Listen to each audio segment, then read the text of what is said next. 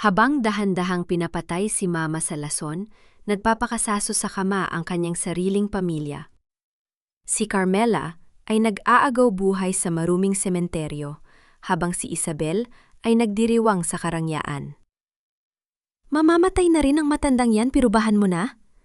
Ang boses ng anak kong si Rafael na nagbenta sa sariling ina para sa sugal. "Ngunit nagkakamali kayo. Si Colonel Leandro ay nagbalik na taglay ang hustisya.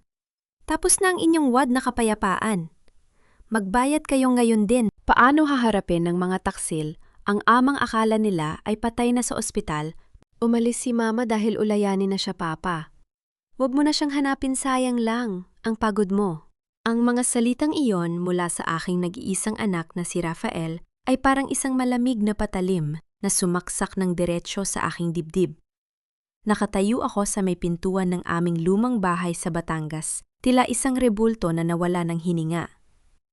Ang mabigat kong bag na naglalaman ng aking mga hospital discharge papers at napakaraming bote ng gamot ay dahan-dahang nalaglag mula sa aking nanghihinang kamay.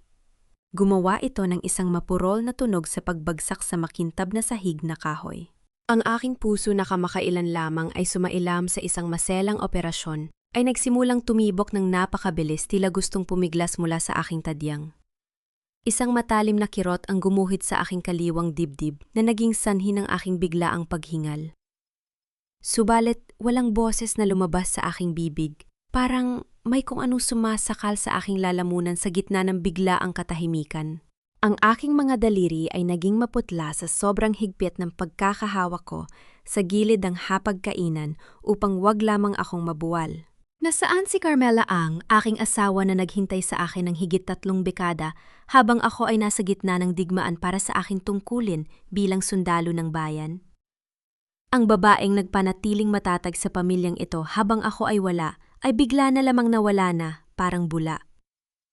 3 mahabang buwan akong nakaratay sa ospital sa Maynila lumalaban para sa aking huling hininga sa paniniwalang ligtas siya rito sa probinsya.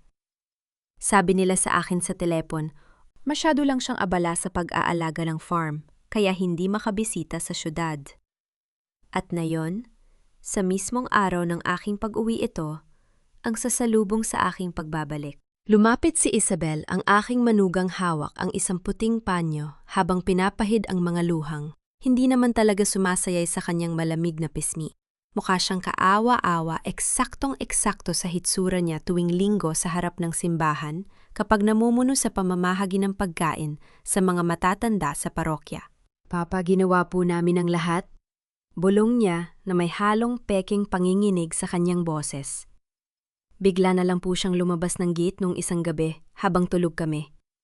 Sabi ng mga kapitbahay, baka raw po naligaw dahil madalas na niya makalimutan kung nasaan siya. Napakahirap po para sa amin, lalo na't kailangan pa naming asikasuhin ang mga dumi sa farm habang wala ka. Sumundot siya sa kanyang mamahaling bag at naglabas ng isang makapal na puting envelope. Nanlaki ang aking mga mata nang makita ko ang nakasulat sa unahan nito. Isang special power of attorney.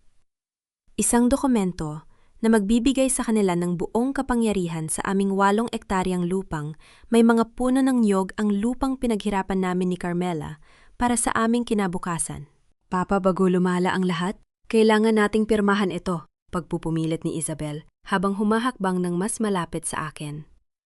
Naamoy ko ang mamahaling pabango niya na humahalo sa amoy ng lumang bahay. "Para po maibenta o maisangla natin ang bahagi ng lupa, kailangan natin ng malaking pera para pambayad sa mga pribadong investigador na maghahanap kay Mama at syempre para na rin sa mga mamahaling gamot mo sa puso." Tiningnan ko si Rafael, ang aking sariling anak. Nakatayo siya sa madilim na sulok ng sala, nakatingin lamang sa kanyang mamahaling sapatos na balat tumatangging salubungin ang aking mga mata. Ang kanyang mga kamay ay nakabaon sa kanyang mga bulsa at kitang-kita ko ang bahagyang pang-ininig ng kanyang mga balikat. Tinitigan ko siya, umaasang makakita ng kahit kaanting bakas ng pagsisisi o lungkot para sa kanyang ina, nuwit tanging takot. At karuwagan lamang ang aking nakita doon. Ito ba ang batang pinalaki ko na may danggal at disiplina o isang stranger na nagbenta ng kanyang sariling kaluluwa Gusto kong sumigaw. Gusto kong hawakan siya sa balikat at itanong kung nasaan ang kanyang ina. Ngunit ang aking disiplina sa militar ay mabilis na nanaig sa aking emosyon. Ang isang sugatang opisyal ay hindi sumisigaw sa gitna ng labanan. Pinag-aaralan niya ang bawat galaw ng kaaway. Kung talagang nawawala si Carmela dahil sa kanyang sakit, bakit kailangan nila ang aking pirma sa mismong segundong ito? At bakit walang laman ang kanyang aparador? Ngunit ang kanyang lumang transistor radio, ang radyong binili ko para sa kanya noong unang taon ng aming pagsasama, ay naroroon pa rin sa ibabaw ng maliit na lamesa sa tabi ng aming hindi kailanman aalis si Carmela nang hindi dala ang radyong yon. Iyon ang kanyang buhay, ang kanyang tanging ugnayan sa aking boses, nung mga panahong ako ay nasa malalayong kampo. Pirubahan mo na ito, Papa. Para naman ito sa kabutihan nating lahat. Ang boses ni Isabel ay unti-unting naging matigas, na wala na ang tamis nito kanina. Iniabot niya sa akin ang panulat at inilapag ang papel sa ibabaw ng hapagkainan, pilit akong dinidiin sa sulok. Ang hangin sa loob ng aming bahay ay tila naging napakabigat, mahirap hingahan. Nakatayo siya sa aking harapan parang isang mandaragit na naghihintay ng kanyang biktima, habang si Rafael ay nanatiling tahimik sa kanyang sulok, isang tahimik na kasabwat sa pagnanakaw na ito. Ang aking dibdib ay parang pinipiga ng isang malaking bakal. Ang pisikal na sakit sa aking puso ay totoo. Ngunit ang sakit ng kanilang pagtataksil ay higit na nakamamatay kaysa sa anumang sakit. Isang matindirig galit ang biglang kumising sa aking natutulog na lakas. Hindi ko maaaring pirmahan ito. Kung gagawin ko yun na yon, ibibigay ko sa kanila ang lahat at hindi ko na muling makikita si Carmela. Bigla akong napaungol ng mahina, hinawakan ko ang aking dibdib at hinaya ang manginig ang aking buong katawan na tila inaatake muli sa puso. Sa isang mabilis at pabigla-biglang pagkilos ng aking kanang kamay, buong lakas kong hinawi ang mga dokumento at ang panulat mula sa lamesa. Ang mga papel ay naglipa na at nagkalat sa maruming sahig. "Papa!" sigaw ni Isabel, na tuluyang nawala ng kanyang mahining imahe, ang kanyang mukha ay napuno ng galit. Hindi ko siya sinagot. Humakbang ako pabalik ng pasuray-suray, ginamit ang natitirang lakas ng aking katawan upang makuha ang lumang transistor radio mula sa maliit na lamesa. Kinaladkad ko ang aking mga paa patungo sa aking silid-aklatan, isinarado ng malakas ang mabigat na pintong kahoy at mabilis na pinali ko ang susi upang ilak ito mula sa loob. Mula sa labas narinig ko ang mabilis na yabag ng mga paa ni Isabel na papalapit sa pinto kasunod ng sunod-sunod na malalakas na hampas ng kanyang kakamay sa kahoy. Ang boses niya ay wala ng bakas ng galang o pagpapanggap. "Papa, buksan mo ito. Kailangan nating pirmahan ang papel na yang ngayon din. Huwag kang magmatigas." Napaupo ako sa malamig na sahig, yakap-yakap ang lumang radyo sa aking dibdib, habang ang aking hininga ay unti-unting bumabalik sa normal. Sa katahimikan ng madilim na silid ang aking mga luha ay dahan-dahang lumabas, mabigat, tahimik at puno ng puot na pumatak sa maalikabok na sahig. Ang laban para sa aking asawa ay nagsisimula pa lamang at hindi ko sila hahayaang manalo. Naupo ako sa malamig na sahig ng aking silid-aklatan. Yakap ang lumang transistor radio. Sa ilalim ng malamig na liwanag ng buwan na dumadaan sa bintana, may isang bagay na kuminang sa gilid ng lumang aparador ng mga dokumento sa sulok ng silid. Tumayo ako at lumapit upang tingnan ito. Doon nakaipit sa matalas na sulok ng kahoy ay isang maliit na piraso ng tila, kulay lila. Nanginginig ang aking mga daliri nang hawakan ko ito. Ito ang tela mula sa paboritong bestido ni Carmela na binili ko para sa aming anibersaryo noong nakaraang taon. Napakatibay ng telang yon. Hindi yon mapupunit ng ganoon na lamang maliban kung may humila sa kanya ng marahas. Ang katotohanan ay tila isang malamig na hampas ng hangin sa aking mukha. Hindi kusang umalis ang aking asawa. Kinaladkad siya palabas ng bahay na ito. At ang sarili kong anak at manugang ang may gawa niyon. Kinaumagahan lumabas ako ng silid na tila walang nangyari. Wala si Isabel sa sala. Malamang ay abala sa kanyang mga aktibidad sa simbahan upang mapanatili ang kanyang banal na imahe. Si Rafael naman ay wala rin marahil, ay natutulo pa dahil sa magdamag na pagsusugal. Agad akong nagtungo sa bangko sa bayan. Bilang isang retiradong opisyal, mayroon pa rin akong iilang kakilala. Ngunit higit sa lahat, ito ay aming joint account ni Carmela. Ang manager ng bangko na isang matandang kaibigan ay pinakita sa akin ang mga huling transaksyon. Colonel Leandro, ang retirement fund ninyo, halos 2 milyong piso ang na-withdraw sa nakalipas na 2 linggo. Ang pirma sa mga withdrawal slip ay mukhang pirma ng asawa mo, pero masyadong nanginginig ang mga hagod ng panulat. Ibang-iba sa dati niyang maayos na sulat kamay. Kumulo ang aking dugo sa galit, ngunit pinanatili kong kalmado ang aking mukha. Ninanakawan nila ang aking asawa habang unti-unti nila itong pinapahina. Ngunit nasaan si Carmela kung plano nilang kunin ang kanyang mga pirma para sa mga dokumento ng lupa, hindi nila siya maaring ilagay sa isang pampublikong ospital kung saan maraming magtatanong. Kailangan nila ng isang lugar na nakatago malayo sa mga mata ng mga tao. Doon ko naalala si Tomas, ang dating tagapag-alaga ng aming pamilya na nakatira sa isang maliit na dampa malapit sa sementeryo ng bayan.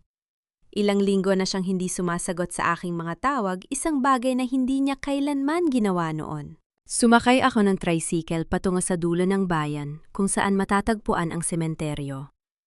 Ang hangin doon ay mabigat at basa. May amoy ng basang lupa at mga natutuyong bulaklak.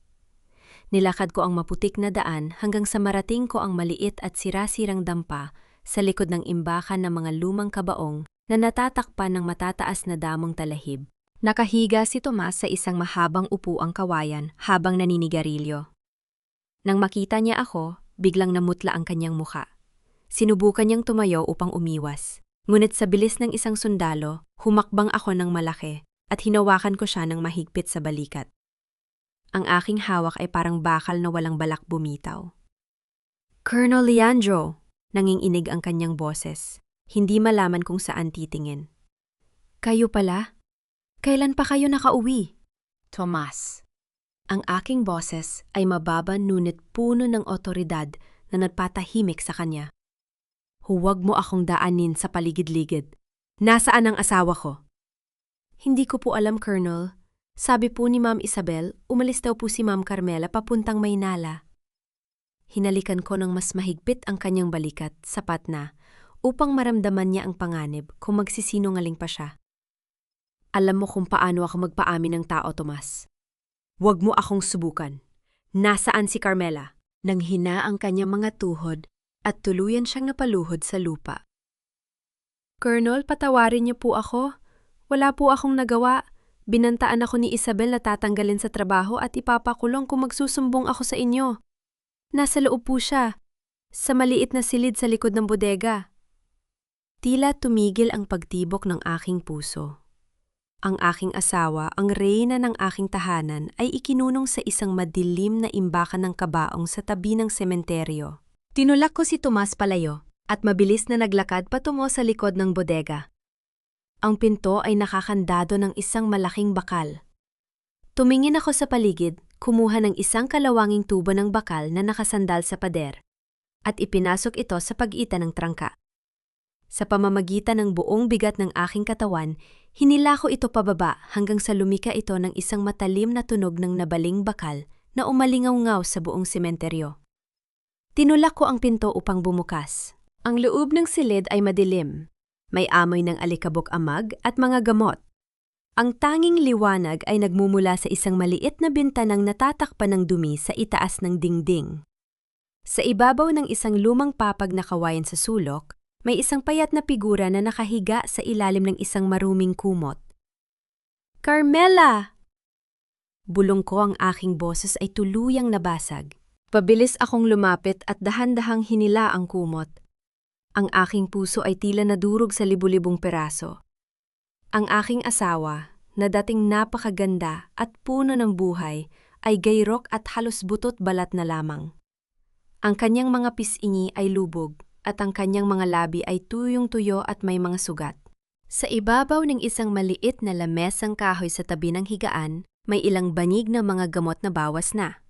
Mga malalakas na gamot pampatulog at pampakalma na karaniwang ibinibigay lamang sa mga pasyenteng may malubhang sakit sa pag-iisip upang panatilihin silang tulog sa buong araw.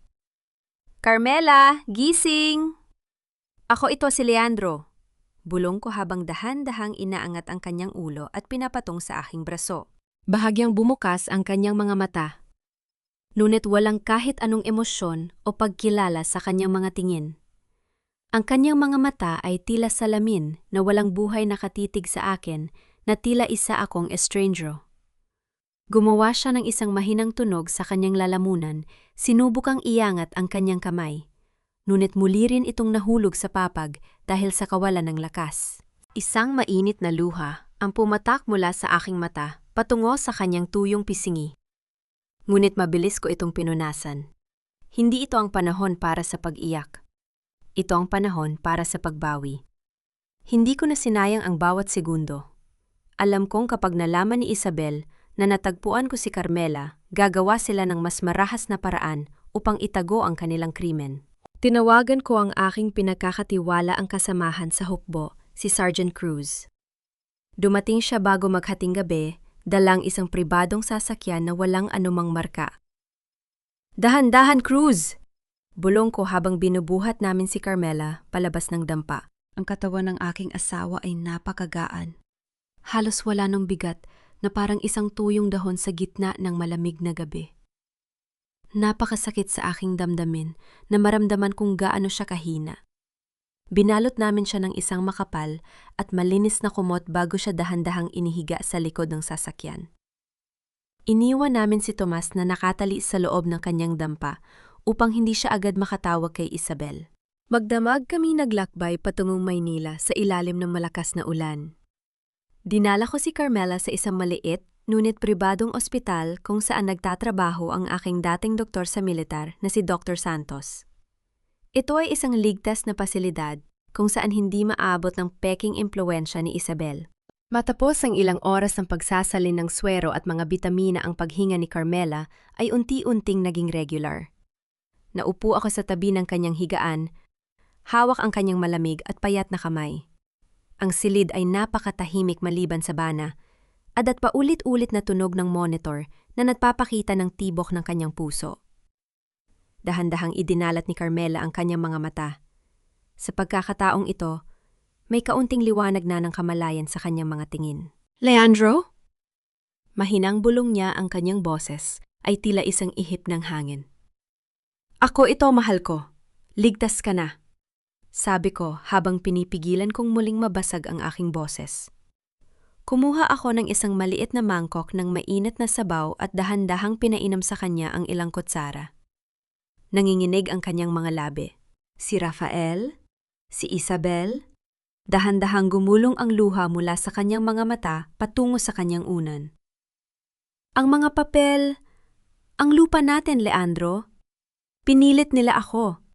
Sabi ni Isabel, "Kapag hindi ko ibinigay ang kapangyarihan sa lupa, hindi ka na nila papayagang makalabas ng ospital. Hahayaan ka nilang mamatay doon." Parang sinaksak ang aking puso sa tindi ng sakit. Hindi na nahimik si Carmela dahil sa kahinaan. Nanahimik siya dahil inakala niyang pinoprotektahan niya ako. Ginamit ng sarili kong pamilya ang pagmamahal niya sa akin upang pahirapan siya. Pinunasan ko ang kanyang mga luha at hinagkan ang kanyang no. "Huwag mo nang isipin yung ngayon. Nandito na ako.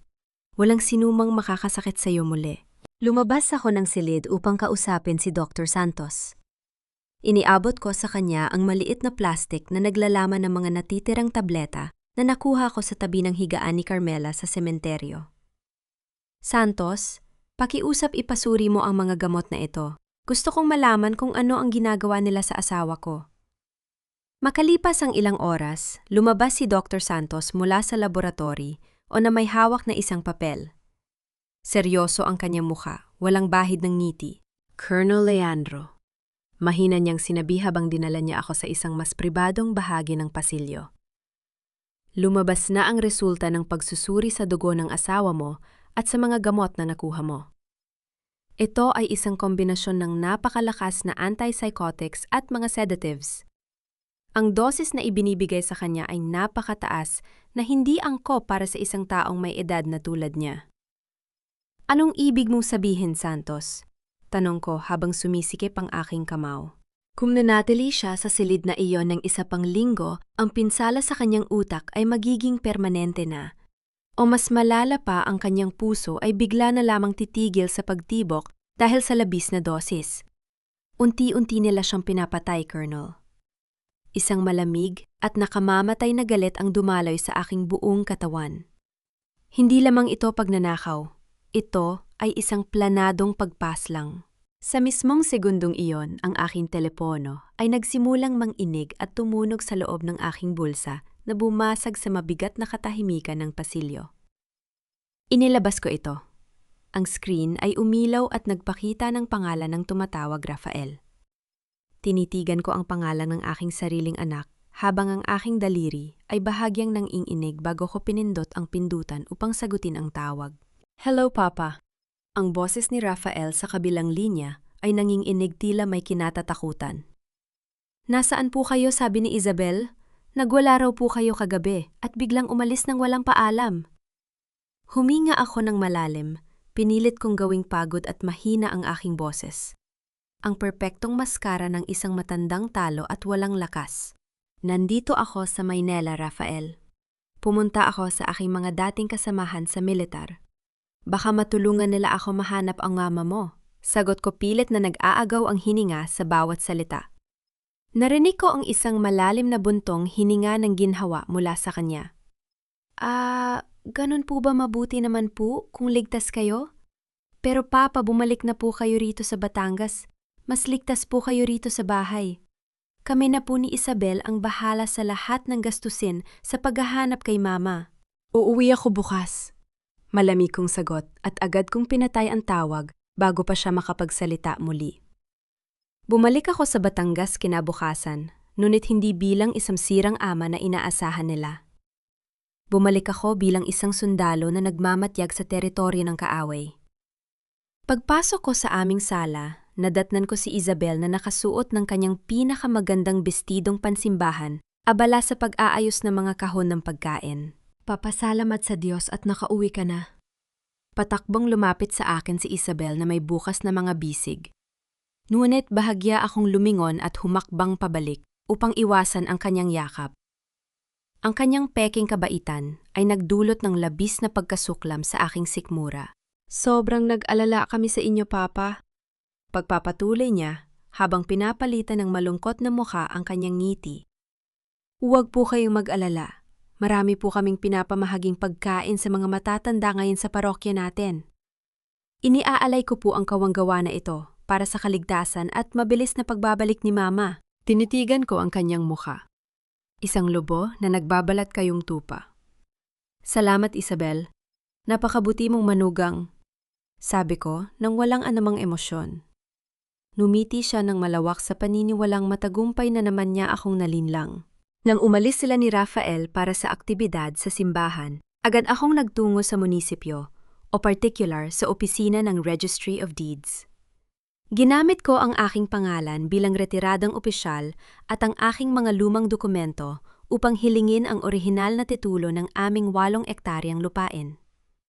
Inabot sa akin ng sekretarya ang makapal na folder. Habang binubuklat ko ang bawat pahina, ang aking mga mata ay natigilan sa dokumento ng paglilipat ng karapatan sa pamamahala ng lupa. Ito ay may petsang 3 linggo na ang nakalilipas. May pirma ni Carmela sa ibaba. Hinaplus ko ang papel. Ang tinta ay madilim at ang mga guhit ng panulat ay napakakinis. Si Carmela ay may maagang yugto ng sakit na Parkinson's. Nanginginig ang kanyang mga kamay sa loob ng maraming buwan. Imposibleng maisulat niya ang kanyang pangalan ng ganoon kaperpekto at katuwid na walang kahit isang maliit na panginginig. Sino ang opisyal na nag-asikaso at nag-apruba sa dokumentong ito? Tanong ko sa sekretarya, pinilit kong huwag magbago ang tono ng aking boses. Nag-atubili ang babae, ngunit nang makita ang aking seryosong mukha, dahan-dahan siyang sumagot. Si Sir Dante po ang aming senior land officer dito. Siya po mismo ang kumuha ng file na yan at nag-apruba dahil personal po niyang kakilala si Ma'am Isabel. Madalas po silang magkasama kapag may mga proyekto sa simbahan. Dante. Ang pangalan yon ay nagdala ng isang matalim na hinala sa aking isipan. Naalala ko na nakita ko na ang kanyang mukha noon sa mga larawang ibinabahagi ni Isabel sa kanyang social media account tungkol sa kanyang mga charity event. Palaging nasa tabi niya ang lalaking ito, may suot na mamahaling salamin at may malapad na ngiti. Lumabas ako ng munisipyo habang ang mga piraso ng puzzle ay unti-unting nabubuo sa aking isipan. Hindi lamang ito simpleng kaso ng isang sakim na manugang na gustong kumuha ng lupa. Ito ay isang planadong sabwata ng pangangalunya at pagnanakaw. Pagdating ko sa bahay, agad akong pumasok sa aking silid at kinuha ang lumang transistor radio na dinala ko mula sa silid aklatan. Hinaplos ng aking mga daliri ang bawat gilid nito hanggang sa marating ko ang lalagyan ng baterya sa likod. Dahan-dahan ko itong binuksan. Inalis ko ang mga lumang baterya at sa ilalim ng maliit na bakal na nagdudurugtong sa kuryente, naramdaman ng aking daliri ang isang maliit at matigas na bagay na nakadikit gamit ang isang itim na tape. Isang maliit na micro SD card ang nakatago doon. Isinarado ko ang makapal na kortina ng aking silid-aklatan upang harangan ang anumang liwanag mula sa labas. Ang aking mga kamay ay bahagyang nanginginig hindi dahil sa takot, kundi dahil sa matinding galit na unti-unting sumasakal sa aking buong pagkatao. Ipinasok ko ang maliit na micro SD card sa gilid ng aking lumang laptop na nakapatong sa lamesa. Ang banayad na tunog ng pag-andar ng computer ay tila napakaingay sa loob ng napakatahimik na silid. Pinuksan ko ang nag-iisang audio file na naroon. Ang mahinang tunog ng static mula sa speaker ng aking laptop ay unti-unting napalitan ng isang pamilyar na boses. Sigurado ka ba na walang makakaalam nito, Dante? Si Papa Leandro baka maghinala kapag nakauwi mula sa ospital. Ang boses ni Isabel ay malinaw, walang bakas ng pag-aalinlangan. Narinig ko ang mahinang tawa ng isang lalaki. Huwag kang mag-alala, mahal ko. Ang matandang militar na yan ay mahina na ang puso. Isang malakas na gulat o galit lang, baka atakehin na yan at mamatay ng tuluyan. At si Carmela, unti-unti na siyang pinapahina ng mga gamot na ibinibigay natin sa kanya araw-araw. Sa tingin ng mga tao sa bayan, talagang sira na ang kanyang isip. Nang marinig ko ang mga salitang iyon, ang aking mga kuko ay nabaon sa aking mga palad, hanggang sa makaramdam ako ng matinding sakit, ngunit hindi ko ito ininda. Ang marinig ang ibang tao na pag-usapan ng buhay ng aking asawa na parang isang hayop na dahan-dahang kinakatay ay nagdulot sa akin ng hindi maipaliwanag na put. Kapag nakuha na natin ang tulong ng mga kasamahan ko sa munisipyo, ibebenta natin agad ang lupa sa developer mula sa Maynila. Pagpapatuloy ng boses ni Dante sa recording. 40 milyong piso, Isabel. Hahatiin natin ang pera, tapos ay magsasama na tayo sa ibang bansa. Iiwan natin ang probinsyang ito. Paano si Rafael? Tanong ni Isabel. Baka magwala ang lalaking yon kapag nalaman na wala siyang makukuha sa benta ng lupa? Si Rafael. Narinig ko ang mapang-aping tawa ni Dante. Ang lalaking yon ay walang silbi. Isang adik sa sugal na takot sa kanyang sariling bayag. Sabihin mo lang na babayaran mo ang 5 milyong utang niya sa kasino, gagawin niya ang lahat ng gusto mo. Siya pa nga ang pipirma sa papel para patunayan na ulayanin na ang nanay niya upang hindi tayo magkaroon ng problema sa batas. Pagkatapos ng ilang segundong katahimikan, sa recording narinig ko ang tunog ng pagbukas ng pinto. Nariyan na ba ang pirma ni Mama? Ang boses na sumunod ay parang isang kidlat na tumama sa aking dibdib. Boses iyon ni Rafael, ang aking nag-iisang anak na lalaki. Nagawa ko na, Rafael, sagot ng boses ni Isabel. Pero kailangan natin ng patunay na hindi na talaga gumagana ang isip niya para hindi tayo habulin ng mga kamag-anak niyo kapag nailipat ang titulo. Kailangan mo itong pirmahan bilang kanyang anak. Sigurado ka bang mababayaran ang utang ko sa kasino kapag napirmahan ko ito? Tanong ni Rafael. May takot sa kanyang tono, ngunit mas nangingibabaw ang kasakiman. Ayoko makulong, Isabel. At si Papa, kapag nalaman ni Papa ang ginawa natin, hindi malalaman ng Papa mo. Mamamatay na rin ang matandang yon sa ospital sa Maynila sa tindi ng sakit sa puso.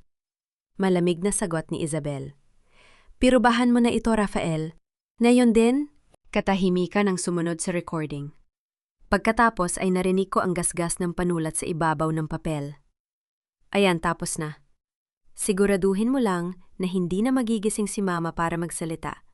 Ang huling pangungusap ni Rafael ay tila isang hatol ng kamatayan sa aking puso bago tuluyang natapos ang audio.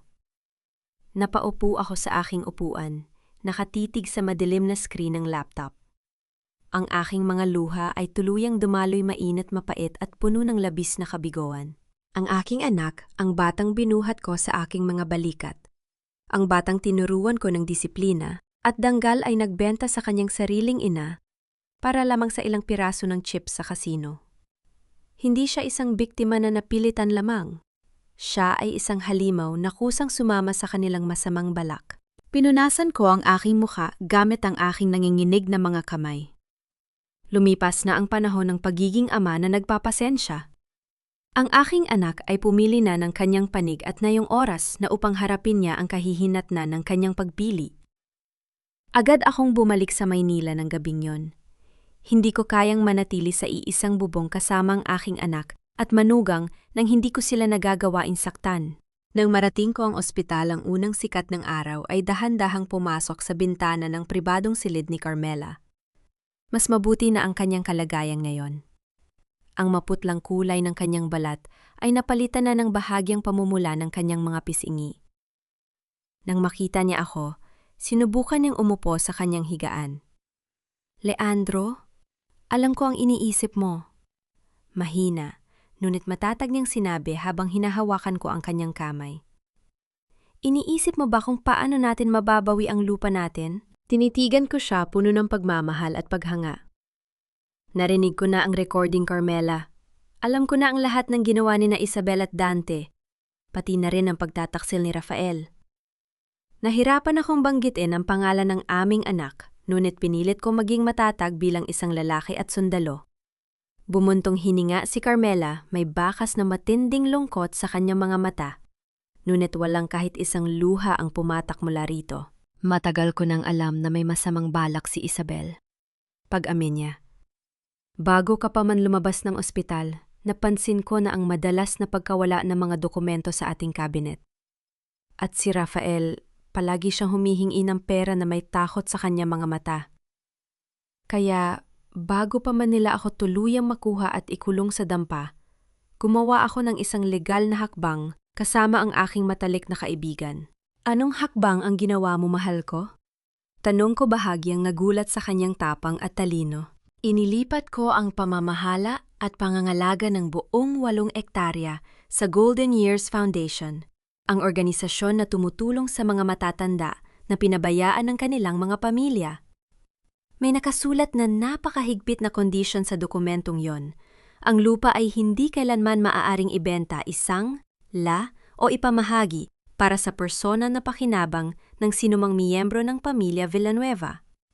Gagamitin lamang ito para sa kabutihan ng komunidad. Eksaktong sa sandaling iyon, ang pinto ng silid ay bumukas at pumasok si Ate Mendoza, ang aming matagal ng abogado ng pamilya. Dala ang isang makapal na briefcase na balat. Colonel Leandro, totoo ang sinabi ni Ma'am Carmela, sabi ni Ate Mendoza habang inilalabas ang isang dokumentong may gintong selyo. Ang dokumentong pinirmahan ni Ma'am Carmela ay rehistrado at legal na selyado bago pa man maganap ang wad na paglilipat ng karapatan na ginawa ni na Isabel at Dante. Dahil dito, ang lahat ng papeles na hawak nila, ngayon maging ang mga pinirmahang kontrata ng bentahan sa mga developer mula sa Maynila, ay walang anumang legal na lakas. Sila ay nagbebenta ng lupang, hindi na sa kanila, gamit ang mga peking dokumento. Ibig sabihin na kagawa sila ng malaking krimen ng estafa at falsification of public documents. Isang malamig na ngiti ang sumilay sa aking mga labi. Higit pa riyan, Colonel.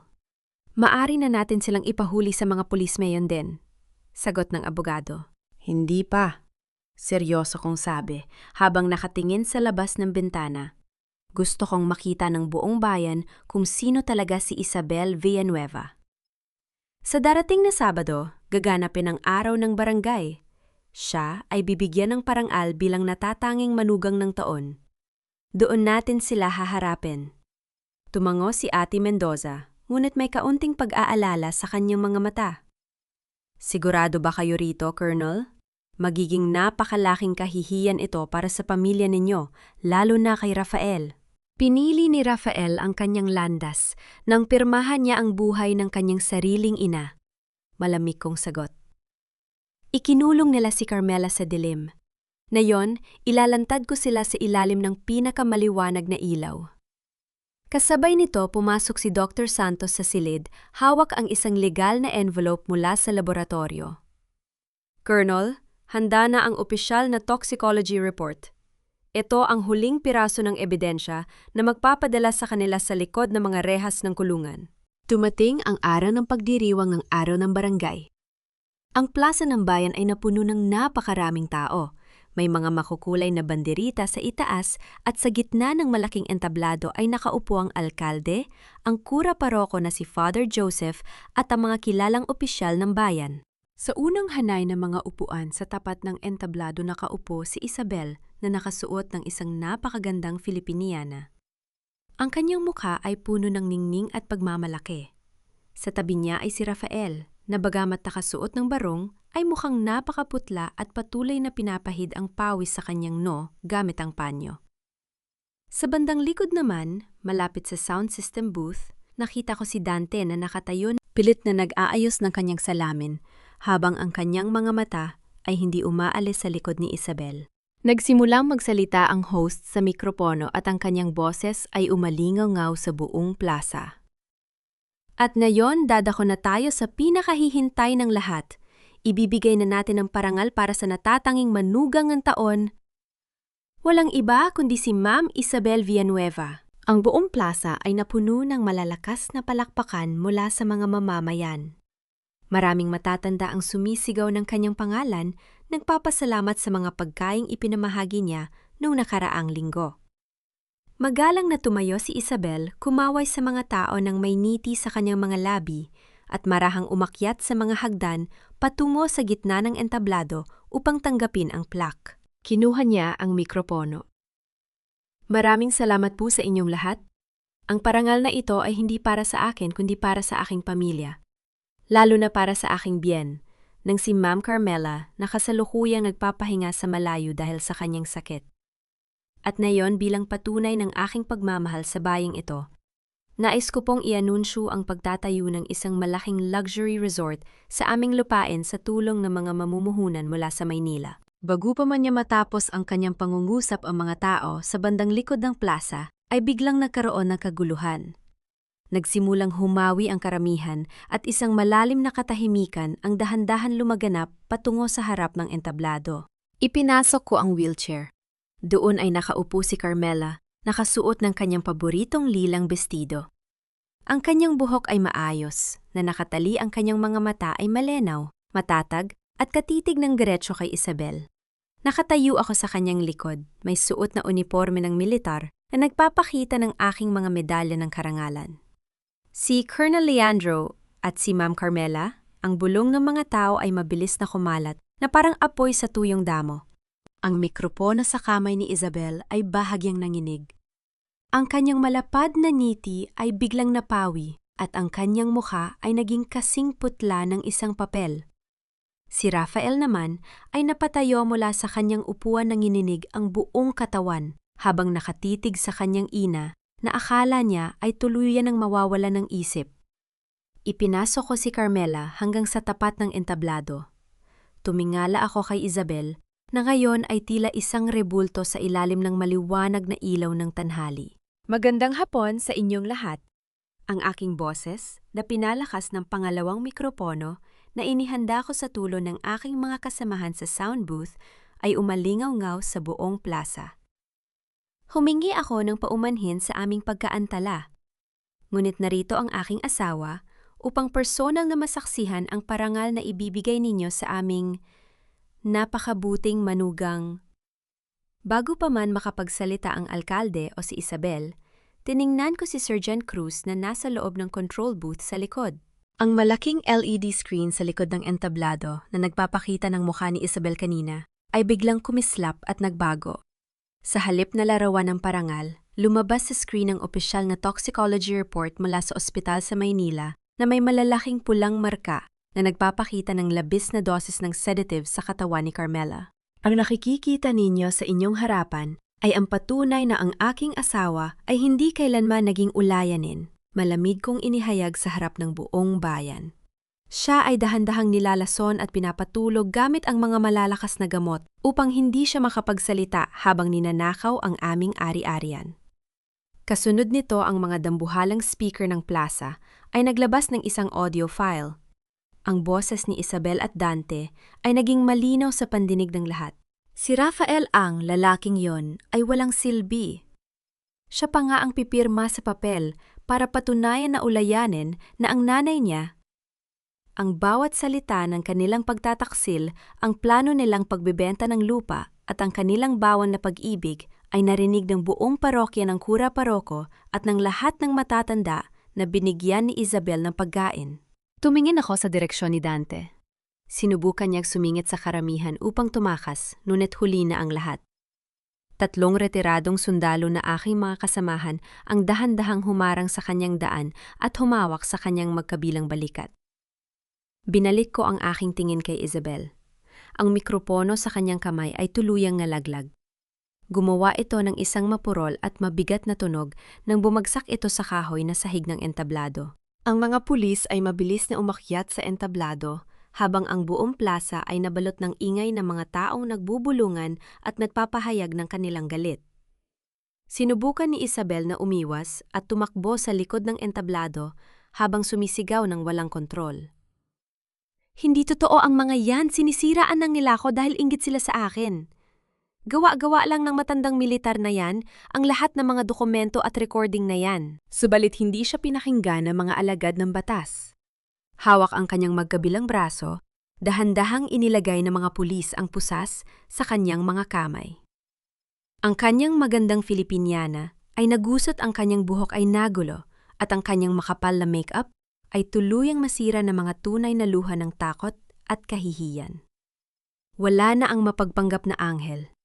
Tanging isang desperadong kriminal na lamang ang nakatayo sa harap ng lahat. Si Dante naman ay kinaladkad din ng mga pulis mula sa likod ng plaza, nakayuko at hindi na magawang iangat ang kanyang ulo sa tindi ng kahihiyan. Sa gitna ng kaguluhan, si Rafael ay dahan-dahang lumapit sa tapat ng wheelchair ng kanyang ina. Bigla siyang lumuhod sa semento, habang ang kanyang mga balikat ay nanginginig sa matinding pag-iyak. "Mama? Papa? Patawarin niyo po ako." Umiiyak niyang sinabi habang nakataas ang kanyang mga kamay na tila nagmamakaawa. "Nabulag ako ng utang ko sa sugal. Tinakot ako ng mga naghahanap sa akin. Sabi ni Isabel, wala naman daw mangyayaring masama sa'yo, Mama. Patawarin niyo ako."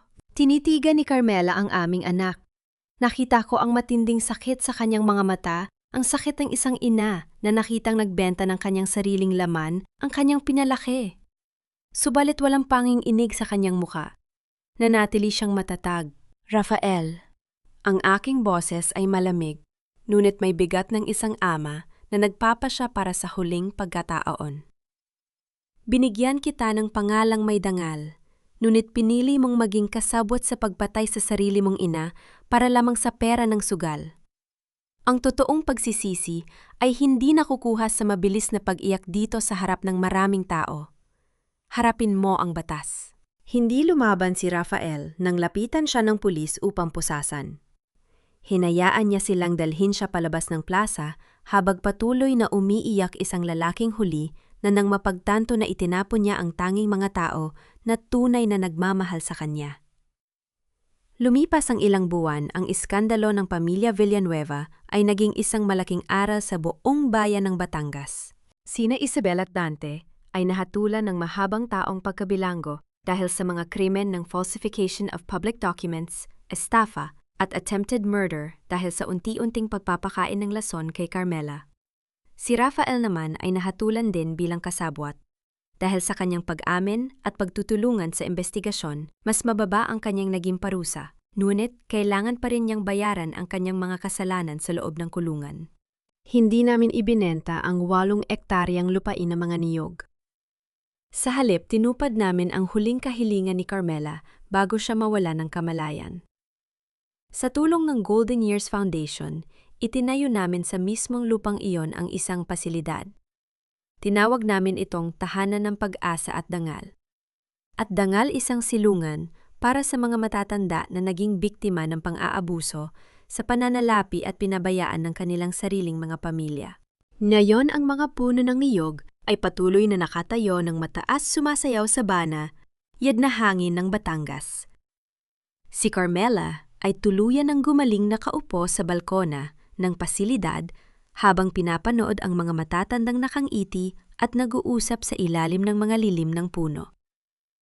Naupo ako sa kanyang tabi at hinawakan ko ang kanyang kamay. Nawalan man kami ng anak dahil sa kasakiman. Napanatili naman namin ang aming danggal at ang aming pagmamahal sa isa't isa. Natutunan ko na ang pamilya ay hindi na poprotektahan sa pamamagitan ng pagtatago ng dumi sa ilalim ng basahan o sa pamamagitan ng katahimikan. Ang totoong pamilya ay nabubuo sa katapatan sa danggal at sa lakas ng loob na ipaglaban ng tama kahit na ang kaaway ay ang sarili mong dugo. Ang banayad na simoy ng hangin sa Batangas ay tila nagdadala ng bagong simula, habang ang mga dahon ng niyog ay sumasayaw sa ilalim ng gintong liwanag ng hapon. Mga mahal kong tagapakinig, maraming salamat sa inyong pagsubaybay sa kwentong ito hanggang sa huling sandali. Habang isinusulat ko ang bawat bahagi ng buhay ni na Colonel Leandro at Ma'am Carmela, labis na kumurot ang aking puso sa tagpong nahanap ng asawa ang kanyang kabiyak sa madilim na silid sa tabi ng sementer. Yugayon din sa pagluha ng kanilang anak na si Rafael habang nakaluhod sa semento. Ang mga tagpong iyon ay nagpaalala sa akin na ang pinakamalalim na sugat sa buhay ay hindi nagmumula sa mga kaaway sa labas, kundi sa mga mismong mahal natin sa buhay na labis nating pinagkatiwalaan. Sa kwentong ating napakinggan, may isang maliit na bagay na nagligtas sa katotohanan ang lumang radyo ni Ma'am Carmela. Ang ating buhay at mga relasyon sa pamilya ay tila isang lumang radyo. Sa paglipas ng panahon, maaari itong mapuno ng ingay at kalawang dahil sa kasakiman galit o mga pagsubok. Ang unang reaksyon ng iba ay itapon na lamang ito at sumuko. Ngunit, tulad ng ginawa ni Colonel Leandro, kailangan nating buksan ang pinakamalalim na bahagi nito. Suriin ang kaloob-loob at panatilihing malinis ang lalagyan ng baterya na sumisimbolo sa ating katapatan at danggal. Upang makapakinig muli tayo ng isang malinaw at magandang himig, kailangan nating i-tune ang ating puso sa tamang frequency ng katotohanan. Gaano man karaming ingay ang nakapaligid sa atin, huwag nating hayaang tuluyang masira ang ating buong buhay dahil lamang sa pansamantalang ingay ng mga taong nagtaksil sa atin. Kung kayo ang nasa kalagayan ni Ma'am Carmela, magagawa niyo rin bang patawarin ang inyong sariling anak pagkatapos ng lahat ng kanyang ginawa? Nais ko pong malaman ang inyong mga saloobin habang kayo ay nakikinig ngayon. Saan po ba kayo naroroon habang pinakikinggan ang kwentong ito at ano ang inyong kasalukuyang ginagawa? Pakiusap, ibahagi ninyo ang inyong mga komento sa ibaba at huwag kalimutang i-like at i-share ang kwentong ito upang marami pa tayong puso na mabigyan ng lakas at kapayapaan. Pamagat ng kwento, ang himig ng katotohanan sa lumang radyo. Ang kwentong ito ay isinulat hao sa inspirasyon ng mga totoong karanasan sa buhay, alay para sa lahat ng mga nagdaan at kasalukuyang nagdadaan sa katulad na pagsubok. Paunawa ang lahat ng mga tauhan at pangyayari sa kwentong ito ay muling isinulat bilang katang-isip lamang at walang layuning umusig o sumira sa sinuman. Ang kwentong ito ay nilikha para sa libangan at upang maghatid ng positibong mensahe sa bawat pamilya.